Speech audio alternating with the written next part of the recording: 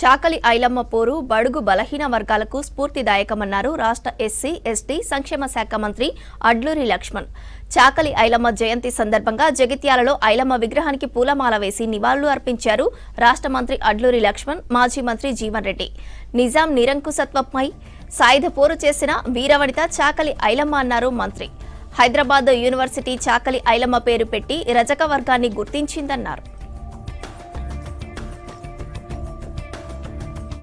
జిల్లాలో మంచిన్నపావి దగ్గర గొప్పగా ఏర్పాటు చేసుకున్నటువంటి చాకలి ఐలమ్మ యొక్క విగ్రహానికి వారి జయంతి సందర్భంగా ఘనంగా నివాళులు అర్పించుకుంటూ ఆ రోజు సాయుధ పోరాటంలో నైజాం నిరంకుశత్వాన్ని ఎదిరించి పోరాటం చేసిన వీరవనిత.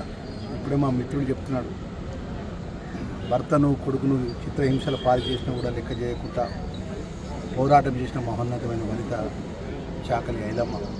ఆ మహనీయుల యొక్క అడుగుజాడలో తెలంగాణ రాష్ట్రానికి సంబంధించినటువంటి అట్టడు వర్గాలు కానీ బలహీన వర్గాలకు గొప్పగా వారి గుర్తింపు ఉండాలని రజక సంఘానికి సంబంధించినటువంటి పెద్దల గుర్తింపు, ఆ సంఘానికి ఆ వర్గానికి చాకలి ఐలమ్మ మహనీయురాలు, ఆ వంశం నుంచి మహనీయురాల యొక్క నామకరణం ఏదైతే హైదరాబాద్లో ఉన్నటువంటి మహిళా విశ్వవిద్యాలయానికి గౌరవ ముఖ్యమంత్రి వర్యులు చాకలి ఐలమ్మ పేరు నామకరణం చేయడం అనేది అది గొప్పగా తెలంగాణ రాష్ట్రంలో రజక వర్గాలందరినీ గుర్తించే విధంగా ఈరోజు కాంగ్రెస్ పార్టీ ప్రభుత్వం గౌరవ ముఖ్యమంత్రి గారి యొక్క నేతృత్వంలో అన్ని వర్గాలకు మేలు జరగాలని చెప్పి ఆ మహనీయురాలి యొక్క పేరును మన ఒక మహిళా విశ్వవిద్యాలయానికి పోటీలో ఉన్నటువంటి మహిళా విశ్వవిద్యాలయానికి చాకలి ఐలమ్మ పేరు ఏర్పాటు చేయడం అనేది అది ఎవరు మర్చిపోలేని విషయాన్ని కూడా మనం చేస్తూ